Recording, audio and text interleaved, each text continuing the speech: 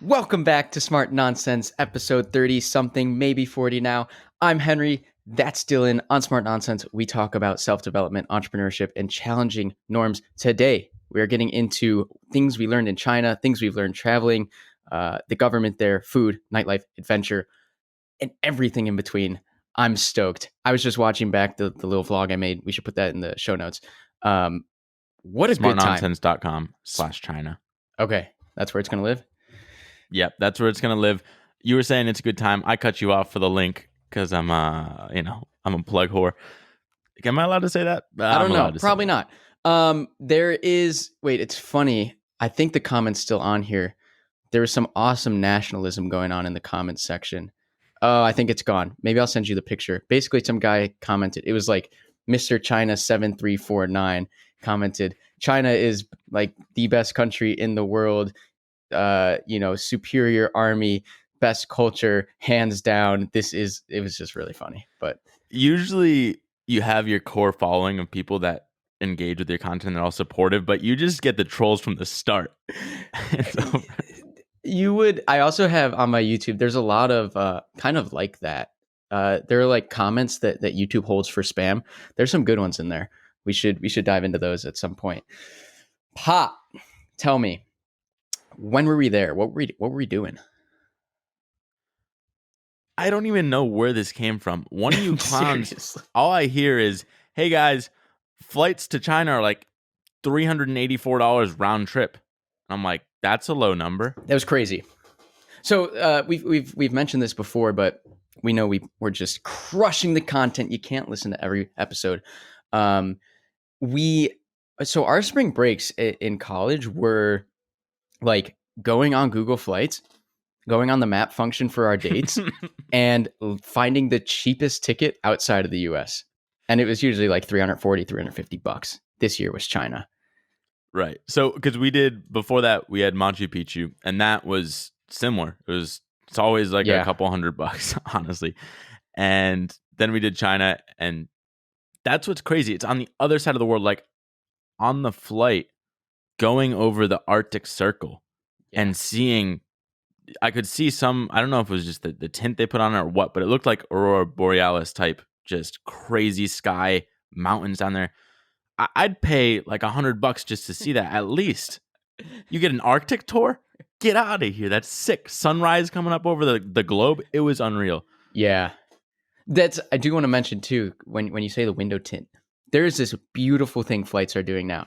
I haven't been on one in a long time, but the new Boeing whatever Dreamliners, they've freaking hacked the human body. So you get on, they're like, boom, it's dinner time. They dim the lights. They make them like orange, so you think it's sunset. Then the windows go down. Then everyone just falls into a coma. And then like 30 minutes later, you wake up because it's quote, quote, morning.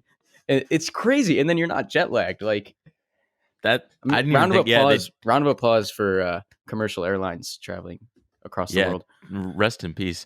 Whew. But if you do want to travel once this thing opens up, or you're just a savage just going out and capitalizing on 50% off flights, $200. I'm worried that when there's a vaccine or things have subsided in the next year, I'm worried travel is going to be really expensive for a while because of demand. That's pent up. Because I mean, up until the last 6 months, I feel like we were at a point where travel was at least airfare was like the cheapest it's ever been, because it was becoming so not democratic, but whatever. There's so many players. Let's kick it off. Here's my quick question, because you've been to China multiple times now. Yes. I was going to make a funny joke. I don't have one. I have been to China multiple times. Love the place. Beijing and Shanghai. That's it, right? Yes. Oh, I forgot you almost got good at speaking 1 through 20 in Chinese. Yeah. Oh, that was funny. Yeah, when we were there. So, okay, this was striking about China. It was the first place I've ever been in my life where there is zero English, like zero English. There's no attempt to speak English. It's probably because of nationalism. I didn't even think that. Like, zero. I assumed it would be at least Yeah. decent, better than Latin America, but worst place in the world I've been for English. Yes. But they have their reasons. And so the five of us were there, and all we had to go by was obviously the pointing and smiling, but I knew like 1 through 20. Technically, I knew 1 through 100 when it came to numbers. So we would just get in these like haggle storms over like numbers 1 through 10 with people, How taxi long did drivers in that particular. take you to learn? Because that did save us a lot in terms of just traveling around, because it was always It did taxis. actually, because I got good at hearing like people would try and jip us. I know we were haggling with a couple taxi drivers that were saying one thing, and had we not known those numbers, we would have gotten in and gotten out of the taxi and probably owed 3 times. Um, I don't know. I think I went on Duolingo and figured it out. That's the other thing too, coming from a language like English, which is just crap. But getting the intonations down for Chinese and picking them up is so hard. So my girlfriend is Chinese. I went and stayed with her grandparents for a time, and I would, I know like some basic, very basic things. I know their names, but like if I would say their names because I That's don't so get the basic. intonation perfectly right, they don't even turn. They don't even turn around. So I'm just talking to myself. It's like, someone help me. You're like calling for Yeah, lao, yeah. But yeah, it's very difficult. I will say though, it's a very practical language from what I've seen. Is like, I don't know, a lot of things just make sense, and just from it was also this is probably the first language we encountered that was non like Latin based, right? Is that what Roman characters? Obviously, no Roman characters, but it's really jarring at first, especially when I was on Duolingo. I was like, "What the heck?" But very quickly, things fall in place in your ear, and it's not so difficult to pick up. It is. There were just a handful of people that we talked to that spoke English. One of them, and this kind of dovetails, I like that word, dovetails into the government and everything like that. It was the woman when we were at that big lake, beautiful lake. We have no idea the name. Tomas. It was a summer palace. I can look it up, but yeah, that place was nice. Or it was the walking around. How did we even come across her? She just because we stand out because we're all white and there's no one there that looks like us. Right. I love the just like disregard for like manners in a sense. Like we would just get followed and pointed at, and like especially because we had 2 friends that were blonde. Like that was super interesting. But yeah, she was one of the few people that spoke English. You remember what she said to us?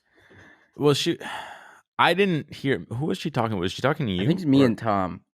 But basically, I also don't remember what she said explicitly, but she was talking in the sense like me, a Chinese person, like I like you, you American, or like she was still talking in this China versus US.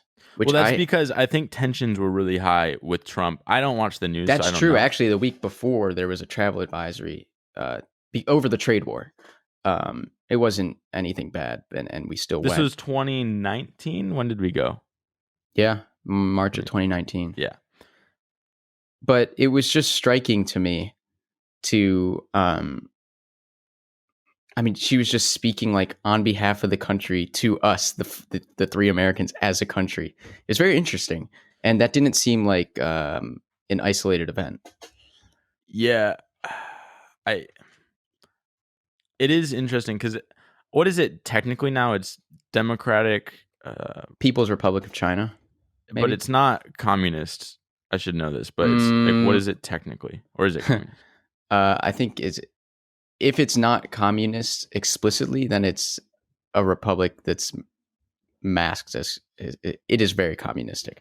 Yeah, I mean, you can see the remnants because we went to Tiananmen Square, if I'm saying that right, and oh my god, in terms of looking like Soviet Russia just transplanted a couple thousand miles south, it's like insane. The scale of this whole square, and there's no seating. Do you remember the surveillance? Right. Just cameras everywhere. And not just everywhere. Like if there's a pole up, there's 200 cameras on it, every single angle. The cars are, there's cameras all over the highway taking. Well, my mom sent me an article of how the government builds social profiles on everyone. And I guess that's how they're tracking. I don't know. how the system works, but it was even tricky for us to get an Airbnb where we wanted to be, because technically they don't allow foreigners in It was that, the inner and we circle. were in, we It was were Beijing. in, yeah, but there was also a summit going on, and we were in that district. And so the Airbnb host, I remember, messaged me like, "You guys aren't supposed to be here. I'll let it slide, but like, you have to keep the windows closed. You have to stay inside and don't do anything crazy." Um, that was very interesting. That was our And it's night hard one, to stay secretive when you stand out and everyone's staring at you when you walk right? down the That street. was a one off. There's some politicians were near us, and it was a safety thing. But Also, I want to say, while we're talking about people, I still have the remnants of this bold introvert in the past, and so I'd go around and, like, I don't know, I just kind of get bored or whatever. And we were coming out of a subway, going up the escalator, and these two girls, like around our age, were coming down the escalator, and I just thought it'd be funny to, like, put up my hand as they come down. We go up and see if they high five. Dude, I put my hand up like 10 feet out, give them a lot of space, and they flinched for yeah, like 5 seconds, dude. It was great. It wasn't like I surprised them last second. It was from a distance, and it was just, I guess I broke their bubble. yeah. Did you ever look into that? Like, they must have a different. Maybe okay. Maybe these were just the two people were Right. fearful of you. The whole country is this way. But yeah, right, exactly. I wonder if there's a different sign of like camaraderie than the high five. I didn't see anyone high five, so it's probably not that. Whoa, I didn't see forgot anyone about high this, five. though. Therefore, Chinese people don't high five, right? It doesn't exist. With the parks that we went to, you remember all the old people dancing? Yes, that was a striking thing. Wow, we're just, but it was truthfully like, not that any of us were shocked, but this would like fit under the umbrella of culture shock showing up, and yes, there are a lot of old people dancing. The culture there, especially again staying with Athena's grandparents, like, they have such a love and respect for their elders. They actually take care of their elders. A lot of them live with their elders. In terms of like communist regime, that the elders are taken care of way more so than here. Like, our old folks get old, and we're like, take them off my hands. And you get the complete opposite of that in China. And then yeah, the parks are just a sight to be seen. I guess it's probably, I assume most Asian countries, they just, I don't know, maybe it's because we're always so competitive, and it's like, well, after 50, you lose your vigor, and we just push you to the side into the retirement homes. I don't know, but Could be a clearly, religion thing that I don't know about. Wow, we could have done a lot of research on this. we could have, absolutely could have. So that was big. The few people that spoke English that we talked to, because otherwise we were just generalizing, it was that woman that tried to amend the two countries, and then there's also Neil. Amend the two countries. We have to talk about Free Flow and Neil, because what the free flow is. Tomas calling in. Tomas. And now we've got we should call him at some point, but free flow. There's this thing in China, well, at least what we were doing, where all of the Americans know a promoter, and it's the same promoter, and the big sight to be seen is getting international people inside their clubs and bars. Oh my God, I forgot about the two draws. If you're a nightclub, and this was in Shanghai, we were going out mostly. If you're a club and you want to be the shit, you get one, free flow foreigners, and free two, flow, by the way, is just free alcohol. Oh, free alcohol. So one, free alcohol for a bunch of 20-year-olds, and number two, Russian models. Yes. That was crazy. It was crazy. I can't even speak to if that's the thing here. I've never like clubbed here. It was funny too, because you'd show up for the free flow. That's what they called it. At least our promoter called it. And they'd have like Grey Goose bottles, and like the works, but they were clearly filled with like the world's shittiest vodka. But it was like all part of this allure to be like to be invited in and be drinking for free. And then yeah, they'd pay a lot of models to be there. We talked to a number of them. They were like, yeah, we're just getting paid to be here. I was trying to spit some game, and man, I went up to this one. They're like their models. bodyguard. They're beautiful. I went up to one and I'm like, I probably said some stupid line, be like, nice dance moves, something terrible. But she gave me a look and then kind of glanced over to the side. And I'm like, why is she looking over there? Next thing I know, in walks this assistant just looking straight down at her phone and just absolutely, what is that called? She sets a pick. She just pick. And I can't, I'm like, there's like a 5-foot gap. I'm like, oh shit, I guess I just got X'd out. And it's just this bubble of they're there, but you can't touch them or talk to them. And they were miserable too. Because we did talk to a few. They were miserable. She was miserable. I remember, I think, like, yeah, something was exchanged at some point. That's their job. And it was cool because we'd say, like, oh, we're whatever, from New York or whatever. And they're like, New York? Like, that's their dream. I think that's the step, like, the AAA modeling world. If I can make it there, I'll make it anywhere. It's up to... Okay, that's New York. The other thing about the clubs there that was really jarring for me. Oh, you don't have a New York sound effect.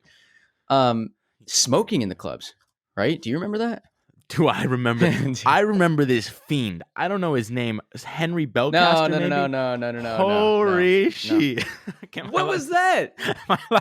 No. Take that back. I'm sorry. Sometimes I'll say things. Accents are funny. Come on. Accents are funny in the right context. Don't censor me now. All right. Detracting from the point. Holy shit is what I wanted to say. Yes. With Belky in the club, he gets there. All right, he's a good-looking guy. He's got some moves. That's beyond the point. This is beyond the point. I know, but you're trying to be the center of attention. We're already white. We're already standing out. And then Belky sees the models, and they're all smoking. He's like, I want to be a model. I want to be attractive like them. Next thing you know, pops some buttons down, puts a cigarette in his mouth. This is so the untrue. whole night, he's just popping away. Slander. Are you kidding me? I smelled like Belky's cigarettes for days. I had my nice club clothes on, and now I'm just stinking up the storm. Here's the point I was trying to make before I need to sue you for libel. It was like 1985 in those nightclubs. I don't know if this was an after dark thing or like just a blatant disregard. Like, I don't know. But the cigarette smoke inside places was, I don't even remember if that was allowed when we were kids. Do you remember? I think it got outlawed. Yeah. I mean, it looked cool as shit. Like just smoking in general. Hey, why'd you get so quiet? I didn't change anything. That's you. I see my levels are at -6 decibels. You got to figure it out. Turn me up. I'll turn you up, but I hope nothing went wrong. Now I hear you going up. You hear me going up. I'm changing my headphone volume. What kind of placebo is that? So yeah, I never remember it. I just remember it looked cool, but totally secondhand effects just suck. There's a lot. Yeah. Just days of smelling bad, but you look cool for an hour or two. And that's why anybody does it. Let's talk about infrastructure. This was another jarring thing. I really can't hear you. I'm kind of sad about it. Just turn me up, dude.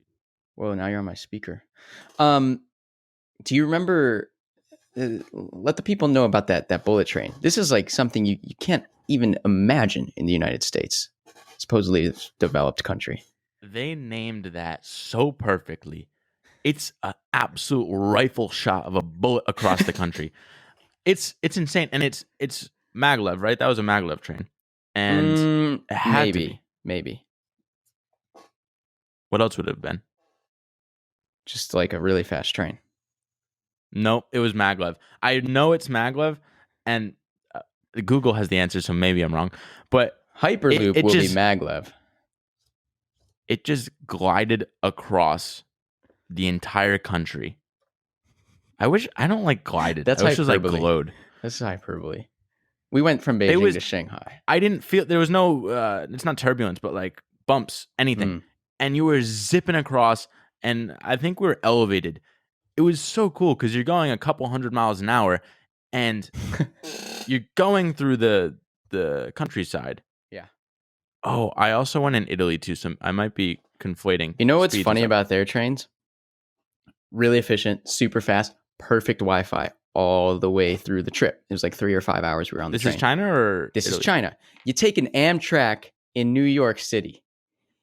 You don't have Wi-Fi on there. You don't have cell service on there. You got nothing. And it's like you get to you maybe I sat on that Amtrak so many hours because what would happen on the New York Amtrak, there's some point where there's no power on the track. So if that train's not going fast enough to glide through that part, it doesn't get to a point where there is power to start up again. So one day, of course, we got stuck because we weren't going fast enough. We had to wait 4 hours for another train to come and push us from behind. Just You hear steamrolls like, "Er," and then we're just boom. Yeah, we just got Really? steamboated. They had to push us to a point of the tracks Steamboated. that had steamrolled. Tugboated. Steamrolled. And tugboated. Steamboated. They had to push us to a part of that doesn't happen in China. They got it figured out. That's the one thing about developing later. I think there's in economics, it's leapfrogging. I think they call it leapfrogging, where we developed in the 1800s for all this infrastructure, 1800s.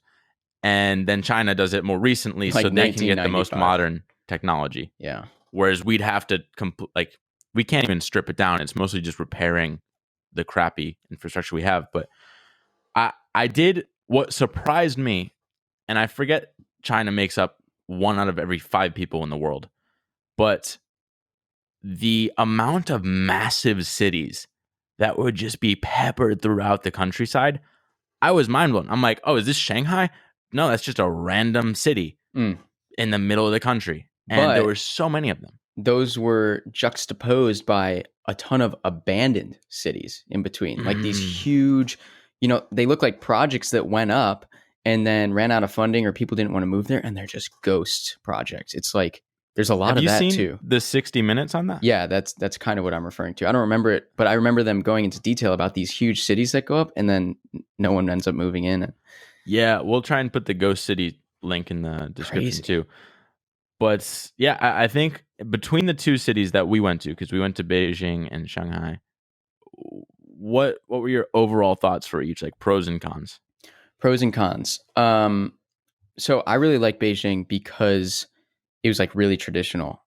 It seemed Chinese, and one of the first and few places I've been to that has just said like screw Westernism and all those Western values. It was like so anti that, which I thought was fascinating.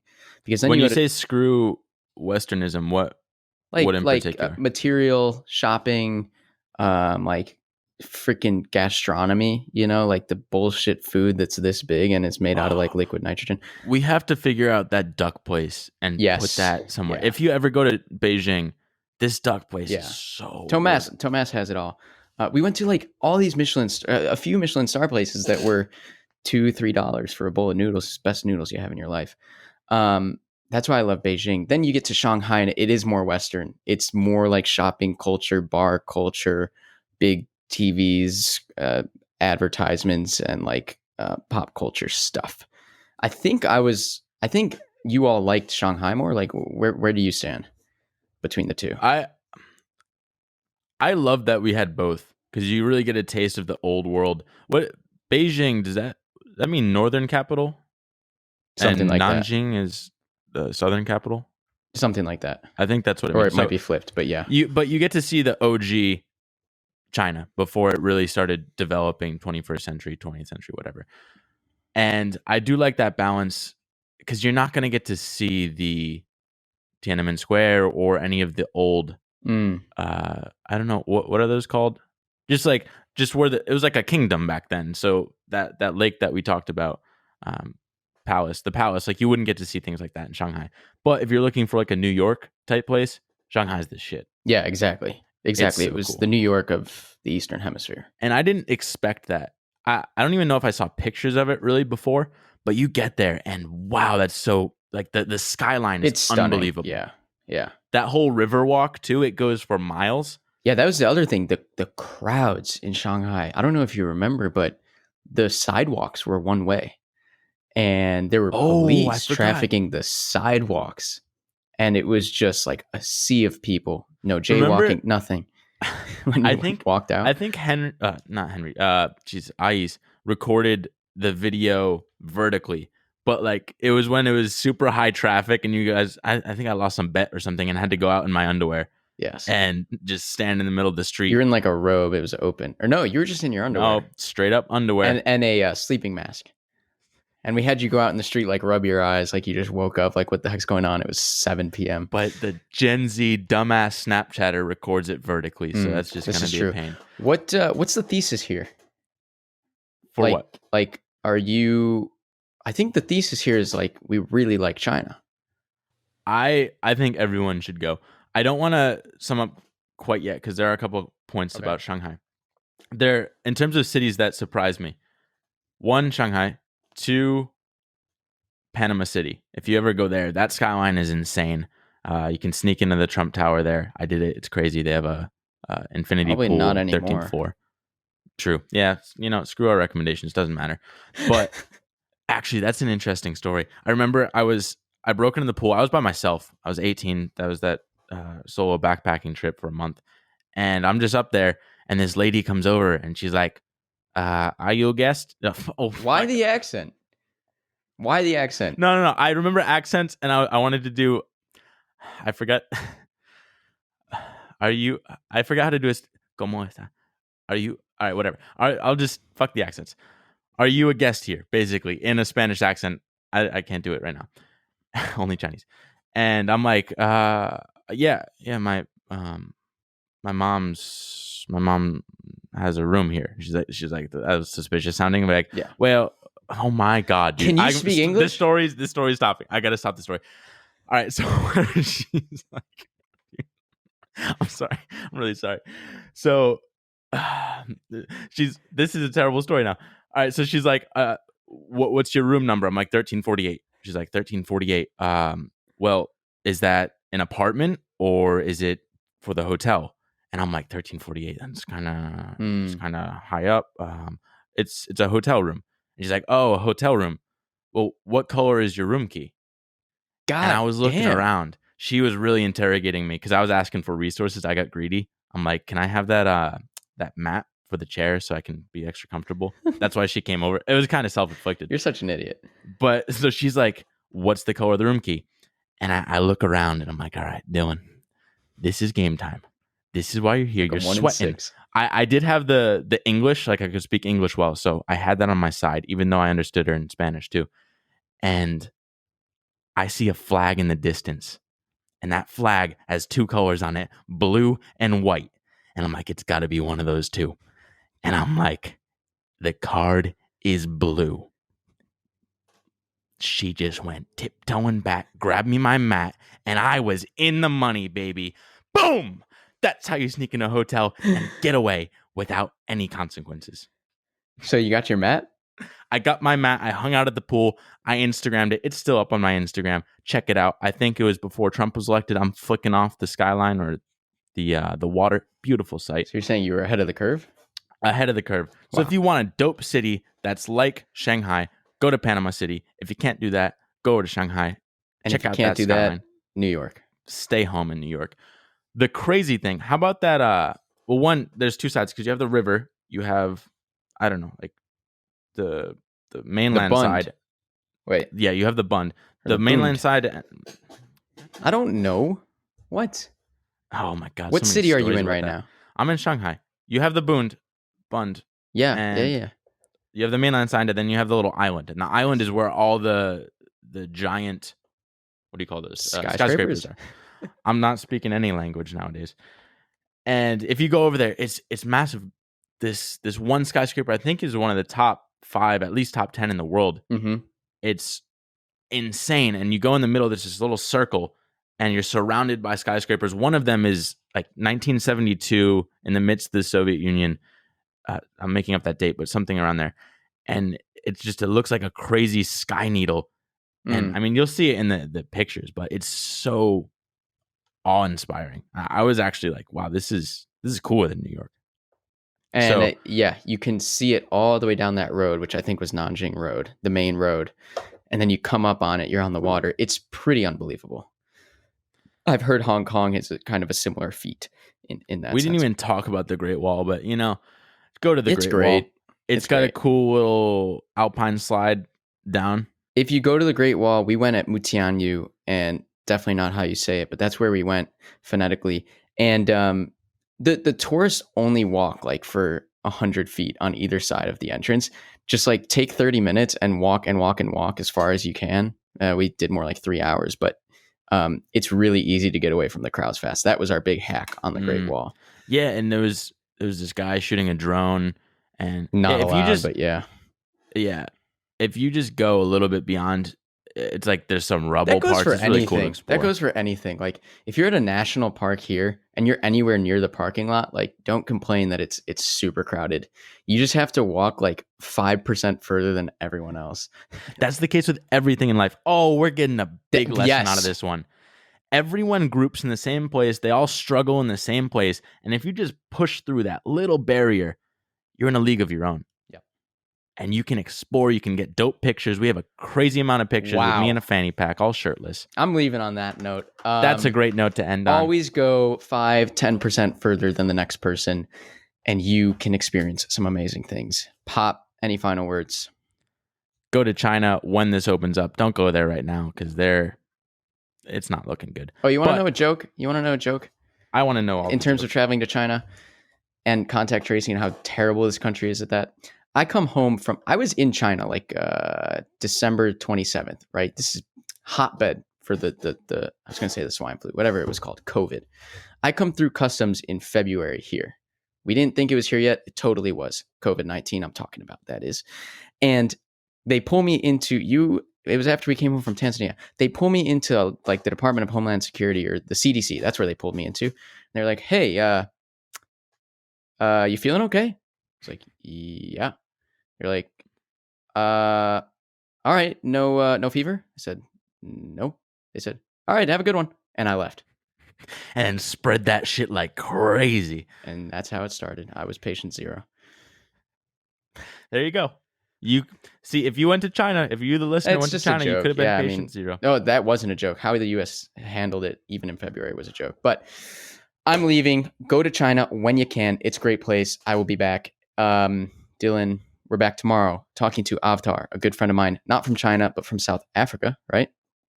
Not right. I know that, but is that what we're doing tomorrow? That's what we're doing tomorrow. Sweetness. And he's a very cool guy. He's got a lot of interesting stories. I'll see you there.